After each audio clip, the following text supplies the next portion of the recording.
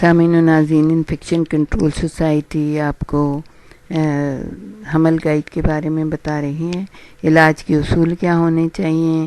دیکھ بھال کے عمومی اصول کیا ہونے چاہیے، جب کوئی مریض آپ کے پاس آ جاتا ہے تو پھر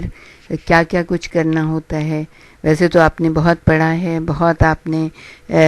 اس میں نالج حاصل کی ہے، لیکن انفیکشن کنٹرول سوسائٹی بھی یہی چاہتی ہے کہ جو چھوٹی چھوٹی چیزیں ہوتی ہیں جن کے اوپر ہم بہت زیادہ توجہ نہیں دیتے ہیں، ان کے اوپر توجہ دے کے بہت ساری بیماریوں سے مریض کو بھی مزید بیماریوں سے بچایا جائے اور عملے کو بھی بچایا جائے، کیونکہ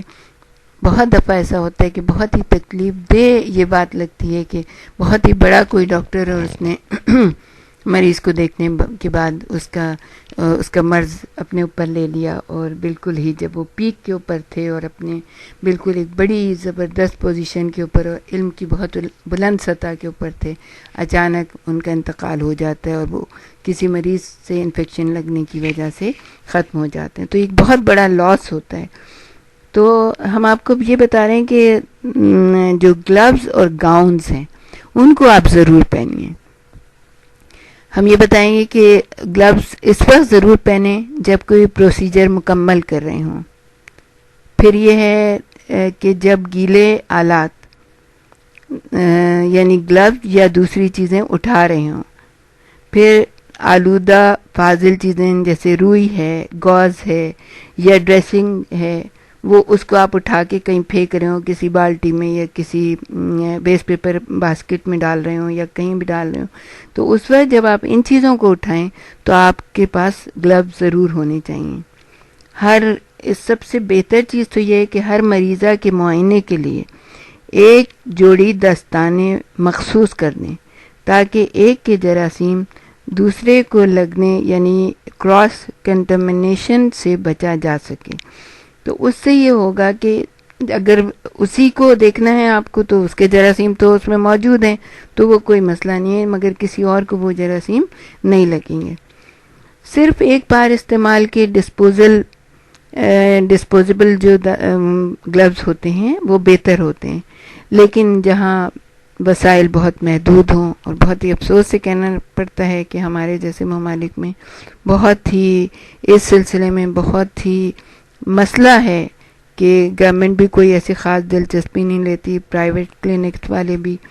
ظاہر ہے کہ ان کے بھی محدود وسائل ہوتے ہیں، وہ بھی نہیں لے سکتے، تو اس میں یہ ہوتا ہے کہ ڈسپوزیبل جو دستانے ہوتے ہیں مہیا نہیں ہو سکتے، تو وہاں آپ سرجیکل دستانے بھی دوبارہ استعمال کر سکتے ہیں، مگر انہیں 0.5% کلورین کے محلول میں 10 منٹ تک ڈبو کر جراثیم سے پاک کر لیا جائے، پھر اس کے بعد دھو کر صاف بہتے ہوئے پانی میں انہیں اچھی طرح کھنگال لیا جائے۔ انہیں آٹو کلیونگ کے ذریعے اسٹرلائز کر لیا جائے، یعنی تمام مائکرو آرگینزم ختم کر دیے جائیں، یا بھاپ کے ذریعے یا ابال کر جراثیم کو ختم کر دیا جائے۔ چند بیکٹیریل اینڈ ڈسپوزیبل کے سوا تمام بیکٹیریل جو وہ جراثیم ہوتے ہیں اور بیکٹیریا ہوتے ہیں، تمام مائکرو آرگینزم ختم کر دیے جائیں۔ اگر صرف ایک بار استعمال کرنے ہونے والے ڈسپوزیبل سرجیکل دستانے دوبارہ استعمال کیے جائیں تو انہیں 3 ٹائمز سے زیادہ مرتبہ جراثیم سے پاک نہیں کرنا چاہیے، کیونکہ زیادہ استعمال کرنے سے ان میں نظر نہ آنے والے سوراخ پیدا ہو سکتے ہیں، یعنی اگر جن دستانوں میں دراڑیں پڑ گئی ہیں، ان پر سے پپڑی اتر رہی ہے یا ان میں سوراخ یا چیرے دکھائی دے رہے ہیں تو انہیں ہرگز استعمال نہ کریں۔ زچگی کرانے کے تمام پروسیجر کے دوران صاف ستھرا گاؤن جو چاہے اسٹرلائز نہ بھی کیا گیا ہو پہننا ضروری ہے۔ اگر گاؤن کی لمبی آستینیں ہوں تو دستانے گاؤن کی آستینوں پر چڑھا لینے چاہیے تاکہ داستانے اور آپ کے جو یہ بازو ہیں، آستینیں جو ہیں، یہ آلودہ نہ ہوں۔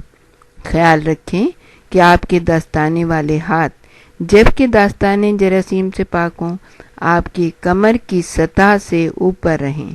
اور وہ گاؤن کو ہرگز نہ چھوئیں۔ یعنی گاؤن تو اسٹرلائز نہیں ہے نا، آپ کے دستانے جو ہیں وہ اسٹرلائز ہیں، صاف ہیں، یا اگر ڈسپوزیبل آپ نے پہنے میں تو